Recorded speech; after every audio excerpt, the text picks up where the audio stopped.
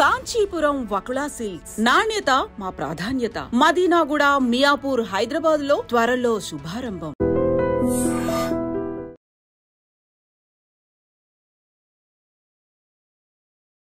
Madam నమస్తే అండి. నమస్తే. మనం ఎంత పెద్దోళ్ళమైనా ఏదైనా కష్టం వచ్చి అమ్మని డబ్బులు అడిగితే వెంటనే ఇస్తారు. ఒకప్పుడు నిజంగానే పోపుల డబ్బాలోంచి తీసి డబ్బులు ఇచ్చేవాళ్ళు. ఇప్పుడంటే ఆన్లైన్లో ఎవరికైనా డబ్బులు ఇచ్చి ఆన్లైన్లో ఎవరితో ఒకరితో పంపిస్తున్నారు. అంటే అమ్మ దగ్గర డబ్బులు ఉంటాయి, దాచిపెడతారు. అయితే కొందరిని మనం చూస్తూ ఉంటాం. ఈ డబ్బులు ఉండడం ఎంతవరకు? కొంతవరకే. చాలా చాలా ఆస్తులు పాస్తులు ఏమి ఉండవు.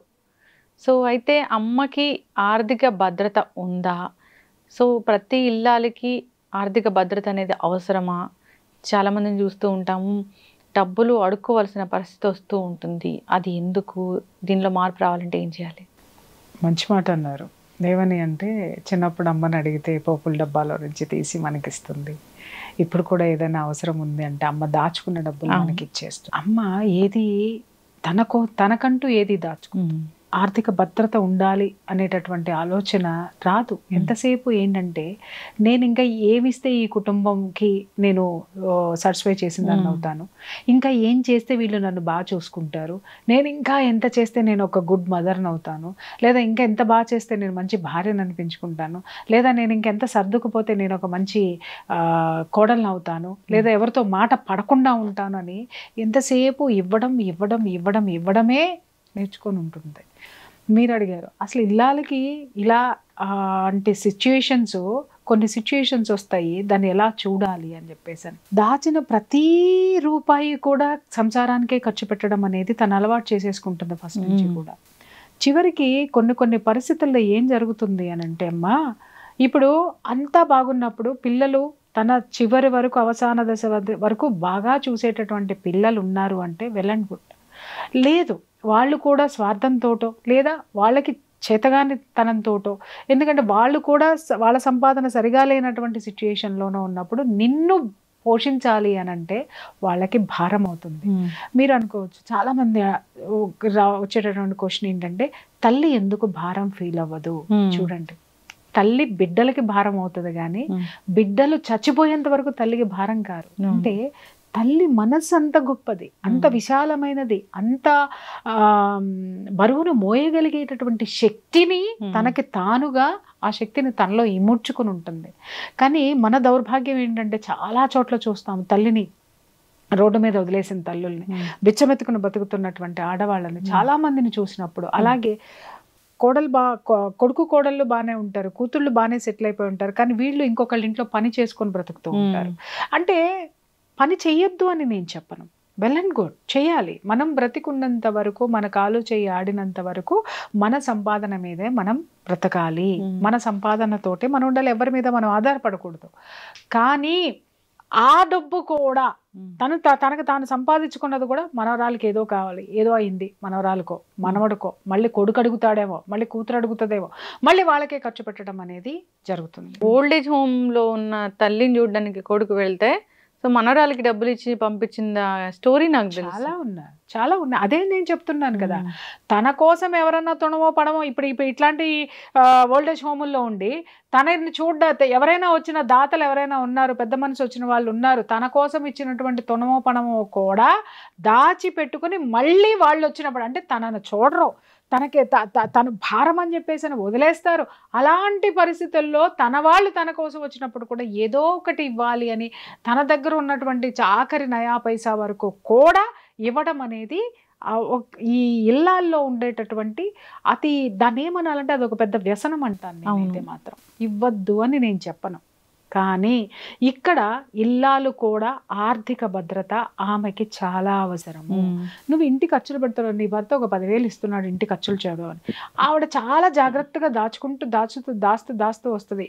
దాంతో ఆర్థిక పరిస్థితులు బాగోనప్పుడు ఇంటిని ఆదుకుంటుంది, అలాగే పిల్లలకి ఏదన్నా చేస్తుంది, అలాగే ఇంకేదన్నా చేస్తుంది, ఇంకేదన్నా పొదుపు చేసి. ఇల్లాల చేతిలో డబ్బులు ఉన్నాయంటే కొంతమంది దుబారా ఖర్చు చేసే వాళ్ళని నేను మాట్లాడను, కానీ ఎంతమంది ఇల్లాళ్ళమ్మ రూపాయి కూడబెట్టి ఆ కుటుంబానికి అదనపు సౌకర్యాలను కానీ, అదనపు వస్తువులను కానీ, అదనపు ఆస్తులను కానీ ఏర్పరిచినటువంటి ఆడవాళ్ళు ఎంతమంది ఉన్నారు ఈ భూమి మీద? కానీ ఇంత సమర్థవంతంగా చేసేటటువంటి ఆ ఇల్లాలు తనకంటూ ఒక్క 10 రూపాయలైనా వెనకేసుకుని తీరాలి, తనకంటూ ఉండి తీరాలి. అరే ఉన్న 10 రూపాయలు అరే ఎందుకంటే ఇక్కడ చాలా కుటుంబాల్లో నేను చూశాను, తల్లి ఇలా పొదుపు చేసి దాచుకున్న డబ్బుల్ని కూడా వాడింట్లో ఏదైనా ఫంక్షన్ ఉంటేనో, లేకపోతే ఇంకా వాడు ఎక్కడికన్నా వెళ్ళాలంటేనో, లేకపోతే పిల్లలు వాళ్ళ స్వార్థం కోసం, భర్తో పిల్లలో లేకపోతే ఆమె పుట్టింటి వాళ్ళు వాళ్ళ స్వార్థం కోసం వచ్చేసి బతిమలాడేసి నువ్వు తప్పితే ఆదుకునే వాళ్ళు ఎవరు లేరు, ఈ ఒక్క పని నువ్వు చేశావు అనంటే అబ్బా నేను ఎక్కడో ఉంటాను అనేటటువంటి మాటలు చెప్పేయంగానే కరిగిపోయి అన్ని సంవత్సరాల మట్టి తన కోసం దాచుకున్నటువంటిది కూడా చివరి క్షణంలో ఇచ్చేసి రోడ్డున పడినటువంటి ఇల్లాళ్ళు ఎంతమంది ఉన్నారో నాకు తెలుసు. ఎందుకంటే వాళ్ళు స్వార్థం కోసమే వస్తారు వీళ్ళ దగ్గరికి, వచ్చి వాళ్ళ పని అయ్యేంత వరకు ప్రేమగా ఉంటారు, పని అయిపోయిన తర్వాత వెనక్కి కూడా తిరిగి చూడరు. కొంతమంది ఉంటారు, అరే నీ మనవరాలకి ఏం చేయించవా అమ్మా, పలానాది చేయించవా, అరే నువ్వు కూతుర్ని కన్నావు లేదా నువ్వు కొడుకుని కన్నావు, నీ కొడుకు బైక్ కొనుక్కోవాలి అని అంటే ఆ కొడుకులు కూడా చూడమ్మా ఎంత ఇదిగా నాయనమ్మ దగ్గరికే వస్తారు. మరి ఎందుకు యువతలు నాన్న దగ్గరికి పోరు, అవతల అమ్మ దగ్గరికి పోరు. నానమ్మ దగ్గరికి ఎందుకు వస్తారంటే నానమ్మ ఒక పిచ్చది. ఎందుకు, ఎలాంటి పిచ్చది, ఎమోషనల్ పిచ్చది, బాండింగ్, ఎమోషనల్ బాండింగ్ పిచ్చిది. కాబట్టి దానికి ఏదో ఒక మాయ మాటలు చెప్పేసి ఎందుకంటే ప్రేమ లేదు ఆమెకి, ఆ ప్రేమను చూపించగానే అది ఇచ్చేస్తుంది. కాబట్టి వచ్చి వాళ్ళ పబ్బం వాళ్ళు గడుపుకొని వెళ్ళిపోతారు. మనవడు బైక్ కొనుక్కొని రోడ్ల మీద ఆనందంగా తిరుగుతాడు తప్ప ఈమెకి లేని క్షణంలో ఆ బైక్ అమ్మేసేసి ఏ మనవడైనా సరే, ఏ మనవరాలైనా సరే, మనవరాలకి ఏదైనా వేడుకలు వచ్చినాయి అంటే నగలు చేయించేసేస్తారు.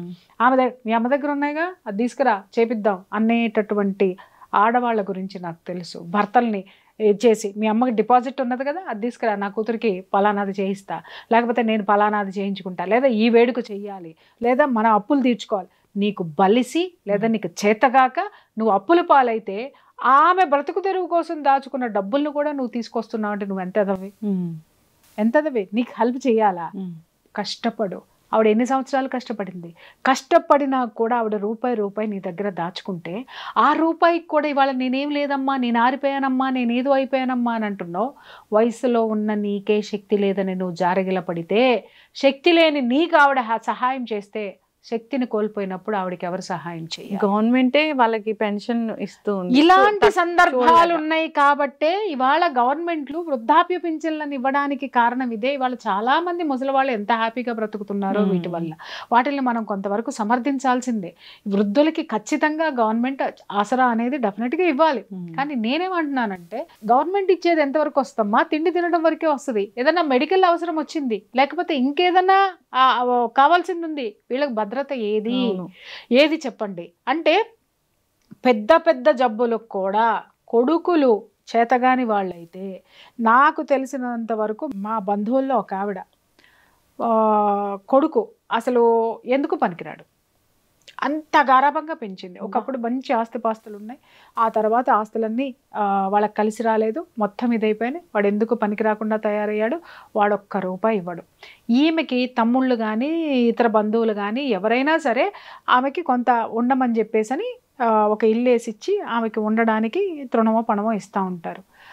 నెలకి వచ్చేసరికి పింఛన్ వస్తుంది గవర్నమెంట్ తరపు నుంచి.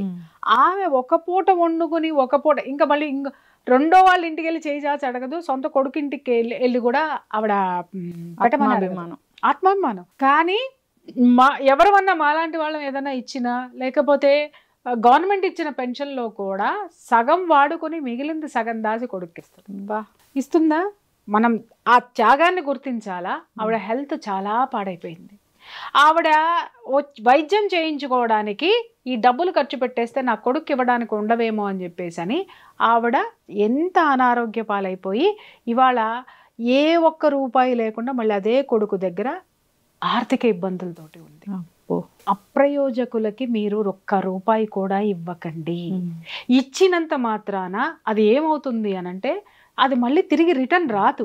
రిటర్న్ రాకపోగా అవసాన దశలో మనం కూడా వాళ్ళకి భారం అవుతాము. అది ఎంత దయనీయమైనటువంటి పరిస్థితి. ఇంకొకటి ఏంటి అనంటే కొన్ని కుటుంబాల్లో అనాథాలయాల్లో జార్చరు, ఎందుకంటే పరువులు పోతాయి.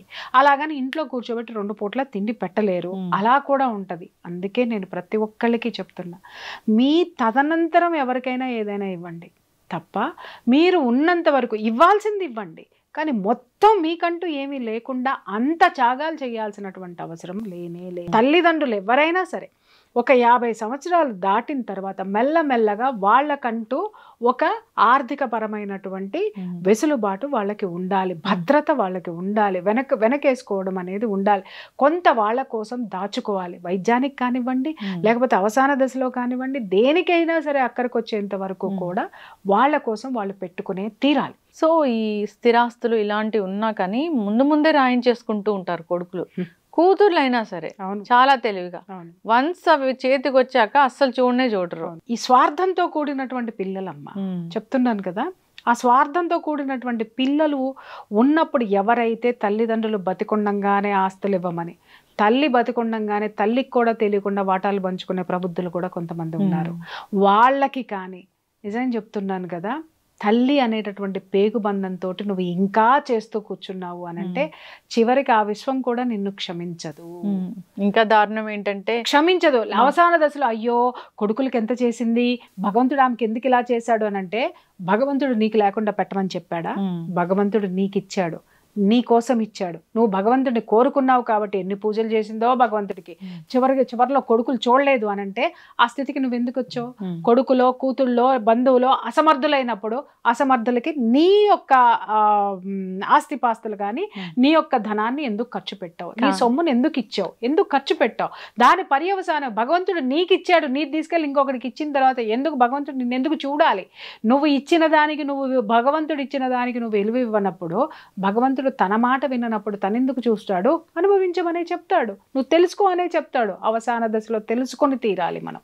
కానీ కొడుకు బాధపడుతున్నా, కూతురు బాధపడుతున్నా, కన్న పేగు అల్లాడిపోతుంది. అమ్మా నేను ఒక్క మాట నేను చెప్తా, అవతల వాళ్ళు ప్రాణాపాయ స్థితిలో ఉన్నప్పుడు పెట్టండి, కాదని అనట్లేదు. కావాలని చేసేటటువంటి వాటికో అవసరానికి ఇవ్వండి. 10 రూపాయలు మీ దగ్గర ఉంటే వాళ్ళకి 2 రూపాయలు అవసరమైతే ఖచ్చితంగా ఇవ్వండి. మళ్ళీ వాళ్ళ దగ్గర బాగున్నప్పుడు మళ్ళీ ఆ 2 రూపాయలు తెచ్చుకునే ప్రయత్నం చెయ్యండి. అందరూ ఇక్కడ నీకు సెంటిమెంటల్ లేవా అని మాట్లాడద్దు, ఎదవ మాటలు మాట్లాడకండి. రూపాయి దొరకని రోజున, రోడ్డు మీద పడిన రోజున కన్న కొడుకు కోడలు ఏం చేసినా లోపల కడుపులో ఆకలి ఎన్ని రోగాల్ని తీసుకొచ్చి పెడుతుందో, ఈ మంచాన పడిన రోజున ఎంతమందిని మీరు తిట్టుకుంటారు. అప్పుడు ఏ బంధాలు బంధుత్వాలు పనికిరావు, కేవలం కన్నీళ్లు మాత్రమే మిగిలేది, మంచంలో కూడా మిగిలేది. ఇలాంటి పిచ్చి మాటలు మాట్లాడద్దు. కన్న కడుపు, కన్ను పేగు, అరే నీది పేగు, నీ పేగు తెంచుని పుట్టిన వాడికి నువ్వు అనేటటువంటి గౌరవం లేని చోప్పుడు నువ్వు ఇవ్వడం ఎంతవరకు సమంజసము? అది మాట్లాడండి. కన్న పేగు తరుక్కుపోతుంది, బాధ ఖచ్చితంగా ఉంటుంది. కానీ నీ బాధను పట్టించుకోని వాడికి నువ్వు చేసి వ్యర్థము, చేసినా కూడా లాభం లేదు. లాభం లేనటువంటి వాడు కనీసం నీకు నువ్వు బ్రతుకు, నువ్వు ఇంకొకటి యదాన పడకుండా అనాథ ప్రత సంస్కారం చేయాల్సి వస్తుంది చివరికి నీ శవానికి కూడా. ఎందుకు? దాన్ని ఏమంటారు, పిచ్చి ప్రేమల్లో పడిపోయి, విలువలేనటువంటి ప్రేమల్లో కూరుకుపోయి, పిచ్చి బంధాల్లో పడిపోయి. పిచ్చి బంధాలంటే ఏమంటున్నాను, చక్కగా చూసేవాళ్ళని నేను అనట్లేదమ్మా. కేవలం తల్లిదండ్రుల దగ్గర కూడా స్వార్థాన్ని నటించే, ప్రేమను నటించి స్వార్థంతో మొత్తం దోచుకునే పిల్లల విషయంలో ఉన్న తల్లిదండ్రులకు మాత్రమే నేను ఇది, తల్లులకి ముఖ్యంగా చెప్తున్నాను. ఎందుకంటే వాళ్ళకి ఆర్థిక భద్రత చాలా అవసరము. వాళ్ళు ఉన్నప్పుడే 1 రూపాయి వాళ్ళు దాచుకొని తీరాలి, వాళ్ళు కఠినంగా ఉండే తీరాలి. వీళ్ళు కఠినంగా ఉంటేనే అవతల వాళ్ళు మారే అవకాశాలు ఉంటాయి, లేదా వీళ్ళ జీవితము చాలా పీస్ఫుల్గా వెళ్ళేటటువంటి స్థితి ఉంది. ఇంతవరకు పెంచాలి, ఈ విధంగా ఉంచాలి, దాని తర్వాత మనం ఏంటో మనం చూసుకోవాలి. లేదా ఫస్ట్ నుంచి కూడా ప్రతి ఇళ్లలో ఆర్థిక భద్రత అనేది తనకు తాను కల్పించుకోవాలి. సో జాబ్ చేస్తూ కూడా చాలా మంది మొత్తం దారపోస్తూ ఉంటారు, భర్త దాన్ని మెయింటైన్ చేస్తూ. విషయం కూడా చెప్తున్నా, చాలా మంది గవర్నమెంట్ ఎంప్లాయీస్ రిటైర్డ్ అయిపోయిన తర్వాత వచ్చే పెన్షన్ డబ్బులను కూడా కొడుకో కోడలో వచ్చి ఏదో ఒకటి చెప్పి తీసుకుపోతారు.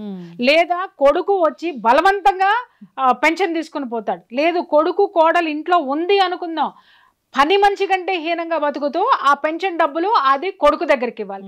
ఎందుకమ్మా ఇట్లా ఉంటున్నారు? హాయిగా ఏదైనా ఓల్డేజ్ హోమ్ లో ఉండొచ్చు, లేదా పేయింగ్ గెస్ట్ గా ఉండొచ్చు కదా అని అంటే, కొడుకులు కదండి ఎట్లా వదిలేస్తామండి.